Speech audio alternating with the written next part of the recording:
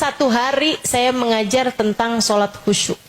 Saya cerita tentang sholatnya orang-orang yang khusyuk-khusyuk, yang sholat rumahnya kebakaran gak terasa, yang sholat dioperasi badannya gak terasa, gak perlu bius, cukup dengan sholat, dari khusyuknya sholat mereka. Saya ceritakan kisah-kisah indah tentang kehusyuan sholat. Mic saya direbut sama Hubaba Bahia. La ya Halim muskida, nggak gitu Halimah, nggak gitu. Saya bilang nggak gitu gimana Hubaba? Ini ada jamaah di depan saya. Tapi ya itulah enaknya jadi guru ngajar di depan gurunya. Ya, kalau ada salah-salahnya langsung ditegur. Nah, sekarang nggak ada guru saya nih. Mudah-mudahan yang saya sampaikan bukan sesuatu yang salah, karena memang sudah, saya hanya melanjutkan apa yang disampaikan guru-guru kami ya. Jadi insya Allah keakuratannya teruji lah. Sehingga sekalian, Hubaba Bahia rebut mic saya, kemudian beliau bilang nggak gitu Halimah, nggak gitu. Saya bilang nggak gitu gimana Hubaba? Haula, kata beliau, yang kamu ceritakan itu adalah orang-orang lain itu, mereka Halimah. Jangan kamu anggap satu hari kita bisa sholat, rumah kita kebakaran kita nggak terasa. Jangan pernah harap satu hari kita dioperasi terus kita bilang sama dokternya nggak usah pakai obat bius, saya akan sholat aja.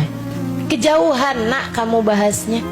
Andai sholat itu tangga, yang kamu ceritakan adalah orang-orang yang berada di tangga yang paling tinggi. Sementara kita nih, andai tangganya nih 100, kita nih di tangga bawah nih. Dari tangga 2 naik tangga 3, naik tangga 4, merosot lagi. Sholat kita masih yang nyari kunci gak ketemu, giliran sholat inget. Betul. Itu tuh kayak gitu. Giliran lagi sholat bising banget. Ustazah kok tahu? Saya juga gitu. Teman-teman saya sekalian, saya muliakan, kata Hubabah, itu suatu hal yang kejauhan kamu Halimah bahasnya. Terus saya bilang, Hubabah kalau kayak gitu, kan kita kan perlu mendekat kepada Allah nih. Sementara kita nggak bisa mendekat kepada Allah lewat jalur sholat khusyuk, gimana cara kita mendekat kepada Allah? Beliau bilang mereka memang bisa mendekat kepada Allah, tapi kita enggak. Mendekat kepada Allah lewat sholat khusyuk, kita enggak. Kita sholat Halimah, jangan tinggal sholat. Kita sholat kita kerjain. Akan tetapi berharap kita dekat dengan Allah karena sholat kita yang masih bising berisik itu enggak. Bukan lewat jalur situ kita bisa dekat dengan Allah Subhanahu wa ta'ala. Sebagai murid saya pun bertanya, kalau begitu lewat jalur yang mana Hubabah? Dan Hubabah mengatakan, ma'ana nabi ya khair nabi. Kita punya nabi seindah-indah nabi. Kita punya nabi besar Muhammad, ada di tingkat tertinggi kedekatan dengan Allah Tuhan kita.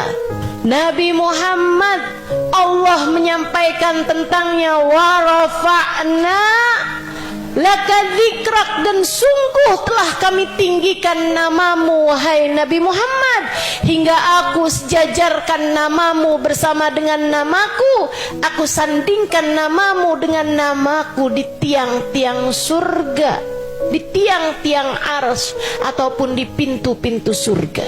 Kita punya nabi, orang terdekat dengan Allah Subhanahu wa ta'ala, manusia paling tercinta di sisi Allah Subhanahu wa ta'ala, manusia paling diterima oleh Allah Subhanahu wa ta'ala, manusia yang oleh Allah dipegangkan padanya kunci surga. Wa miftahul jannah biyadi, kunci surga aku yang pegang, kata Nabi besar Muhammad sallallahu alaihi wasallam.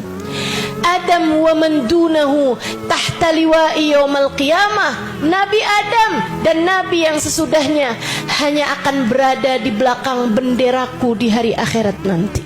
Kata Hubaba Bahia, Nabi Muhammad Halimah kita punya ada di tingkat tertinggi kedekatan pendekatan seorang manusia kepada Allah Tuhannya, kamu hanya perlu memanggil-manggil beliau.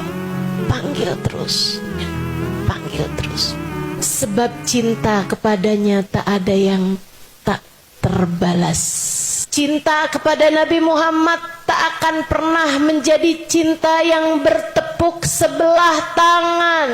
Tak kepada Nabi Muhammad tak akan pernah menjadi cinta yang mengecewakan. Cinta kepada Nabi Muhammad hanya akan berbuah dengan rasa manis dunia sebelum kelak di hari akhirat nanti.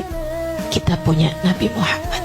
Ini adalah yang paling mungkin untuk kita lakukan dalam rangka pendekatan kepada Allah. Saya tanya lagi, bagaimana cara saya memanggil Rasulullah Bapak? Dengan banyak sholawat-kah? Dengan sering ucap salam-kah? Dengan sebanyak mungkin berziarah ke Madinah-kah? Atau menghadiri majelis maulid-kah? Hubabah tersenyum, kemudian menjawab, Halimah, cintai Nabi Muhammad sebisamu mencintai seseorang. Rindui Nabi Muhammad sebisamu merindukan seseorang.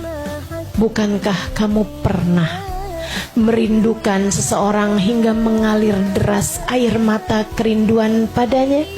Bukankah kamu pernah jatuh cinta kepada seseorang yang membuatmu ingat lihat apapun mengingat dia? Bukankah kamu pernah menjadi seseorang yang ada banyak dia dalam pikiranmu? Jadikan orang itu Nabi Muhammad sallallahu alaihi wasallam. Saat itu kamu tak akan pernah disia-siakan oleh Allah. Saat itu kamu sama saja dengan memanggil-manggil Rasulullah. Nanti Nabi Muhammadnya akan kesian padamu. Beliau akan turun, membukakan pintu dan memapahmu. Dibawanya kamu hingga puncak. Dibawanya kamu mendekat kepada Allah Subhanahu